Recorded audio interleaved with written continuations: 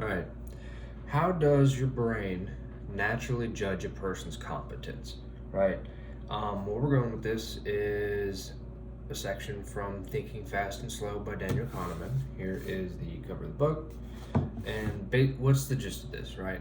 And what works 3 times better on poorly informed people?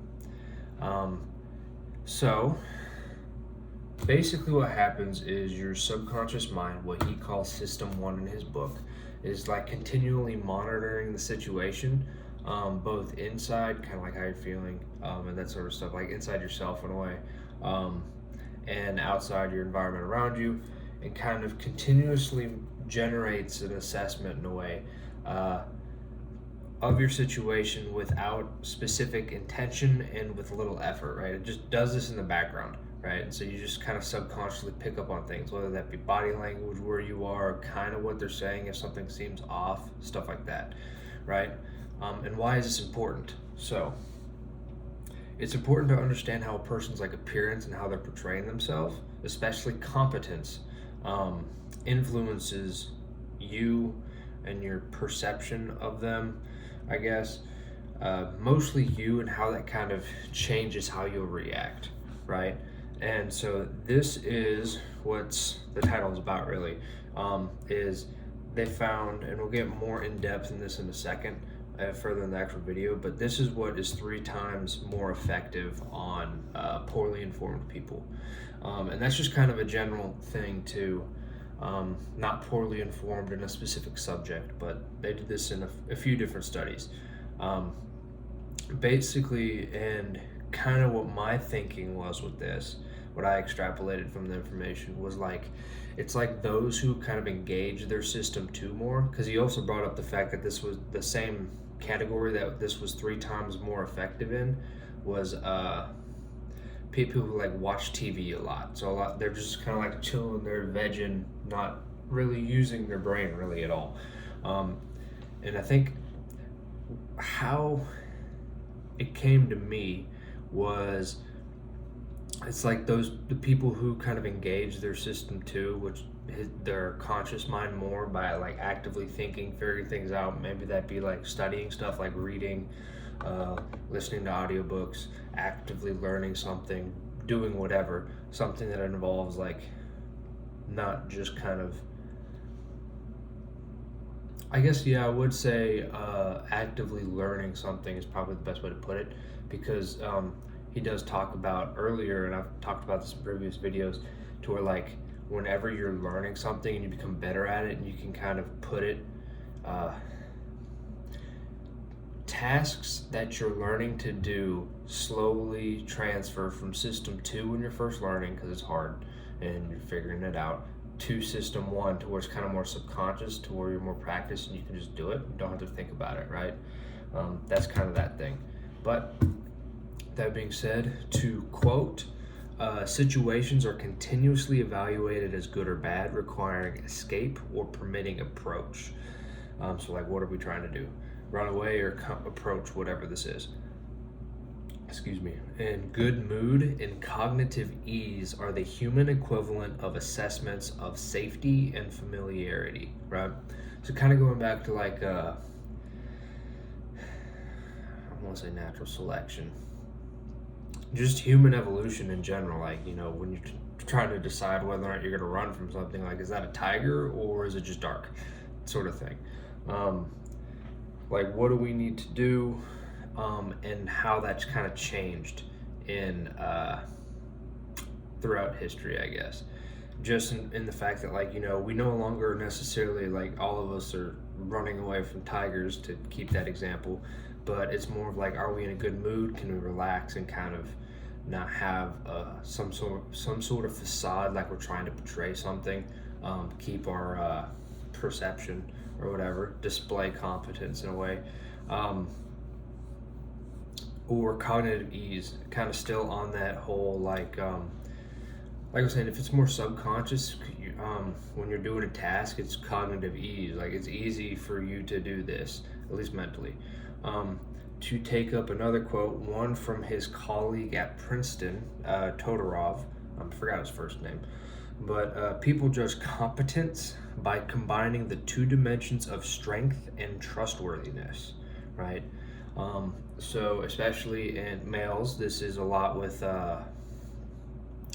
facial structure, right? So like really androgenic traits, like strong jawline, maybe a little bit of facial hair, things like that. Those are just one or two examples. Muscular build. Think about that kind of is it 1.7 shoulder to waist ratio, whatever the golden ratio is called. Um, it's been a hot minute since I've looked at that.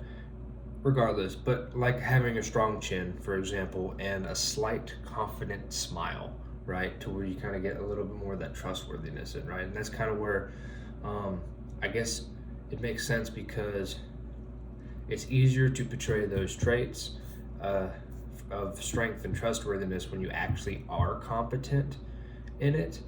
And so it's kind of a natural segue. So how does this play into on the other side of things, not just what you're reading, but like you? And this is something he calls the judgment heuristic, where, to use a specific example, is basically voters voting in elections. There's a lot of the experiments in this section. And so basically voters are attempting to form an impression of how good a candidate will be in office, and they fall back on a simpler assessment that is made quickly and automatically and is available when system 2 must decide, especially quickly, right, when you're actually making the vote. And so they found that the effect of facial competence on voting is 3 times more in information poor people and TV prone voters, right? Basically, the moral is the relative importance of this effect on system 1 is not the same for all people, right? Again, kind of where I was going at in the beginning of the video, towards like if you engage your system 2, your conscious mind, more often, you're analytically kind of pulling apart arguments and thinking about it. It's not that this doesn't have an effect on you, because you're still human. It's significantly less, right? You are less likely to make decisions or be swayed by certain things based upon that, right? And part of the reason is because this assessment happens so quickly. Excuse me. So experiments have shown that a fraction of a second is sufficient for people to register the average length of a group of lines with significant precision, even if they are cognitively busy with their memory tasks, right? So that was another one of the experiments that he did. I don't know if he did it, but that he's citing, right? To where basically it's like a little box, and there's different lengths of lines all, and they're random. But basically it's showing that, like, people, you can just glance at it, and actually people can guess the average length of those lines really accurately, without even really trying, right? It's like finding averages and stereotypes, prototypes, whatever you want to call it, finding kind of the general consensus of the group, a norm, if you will,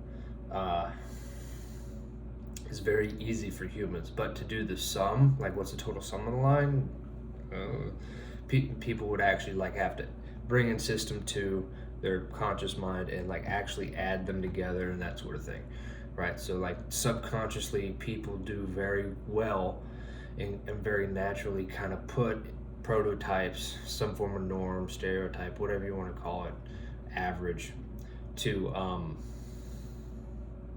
for things, right? And I said that I'm also trying to keep up with my notes as I continue to ramble on. This leads towards something called intensity matching, right?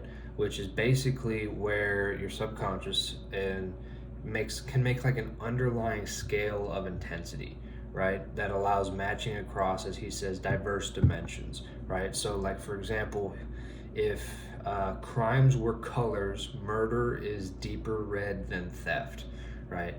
And so it's kind of like how you're feeling, if in a way, if that kind of makes sense. So like murder is more serious than theft, typically. I mean, I guess it depends on your opinion and case by case, but that's not the point. We're talking about in general. And so that would kind of reflect as a deeper red. Like you're trying to have two, as he says, two diverse dimensions, right? You're having crime and colors, but you can kind of naturally scale that intensity between the two, even though, like, assigning colors to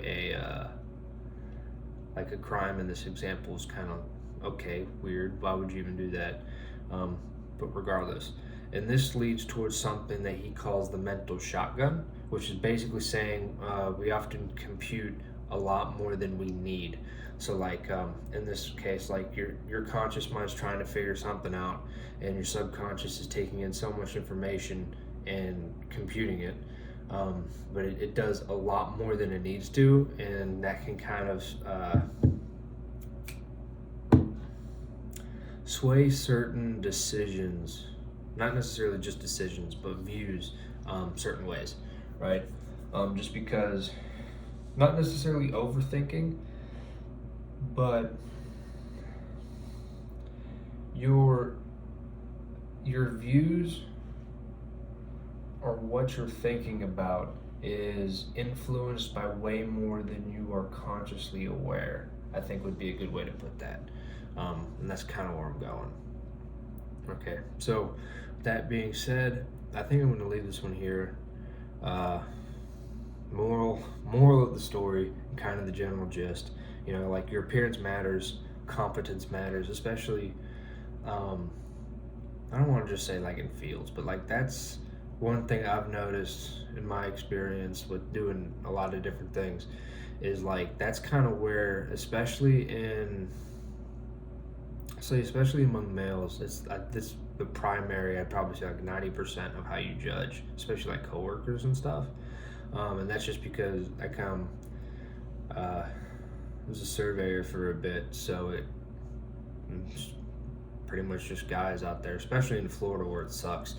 But anyways, it's pretty much all based on competence. Like that's how you respect one another. It's mandatory in a way. But I don't want to make this go too much longer. But anyways, I will leave a card for the playlist of all of the videos for this book and kind of the general idea. Just trying to actually study and retain this kind of information. And actually use it, because just reading something and thinking about it for a week and then never using it for the rest of your life and actually studying it, you don't actually retain things. So it's kind of what I'm trying to change with this new, I don't want to say format, but way of doing the videos and such. So I'm going to leave this one here. If you have any comments, want to go further in any of the little topics, because I don't like to go very in depth on the very specifics things. I mean, you can read the book for that. It's kind of the point. But we'll leave that one there. Feel free to comment and ask questions or have a discussion in below. So hope to see you guys on the next one.